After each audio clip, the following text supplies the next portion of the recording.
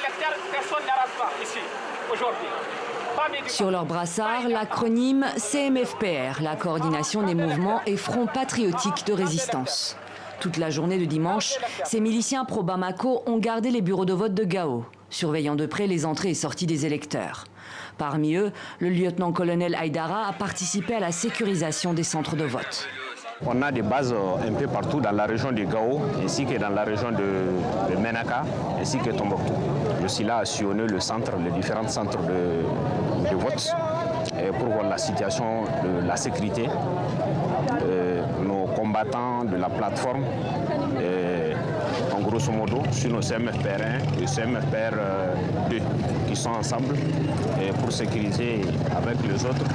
Les autres, ce sont les forces de l'ordre nationales maliennes, l'armée et la police, déployées en masse. Pour ce second tour, les autorités ont mobilisé 36 000 militaires en tout sur le terrain, 6 000 de plus qu'au premier tour. La sécurisation s'est passée d'une manière acceptable à notre entendement. Nous avions un objectif, faire en sorte qu'il y ait moins d'incidents au second tour qu'au premier. Toujours est-il que dans les régions du Nord et du Centre, le droit de vote n'a pu s'exercer que sous très haute sécurité. Si on a bien pu voter à Kidal ou dans la région de Mopti, de nombreux centres électoraux sont restés porte close.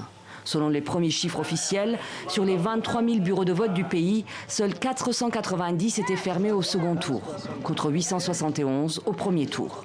Une amélioration selon le gouvernement, même si le scrutin a été émaillé de violence. Comme à Arkodia, au sud de Tombouctou, où le président d'un bureau de vote a été tué par balle par des djihadistes présumés, venus interdire le vote.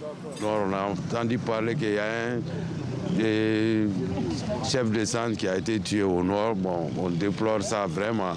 Et puis il y a eu des endroits là où les gens n'ont pas pu voter au nord. Malgré les incidents, le dépouillement a démarré dimanche soir.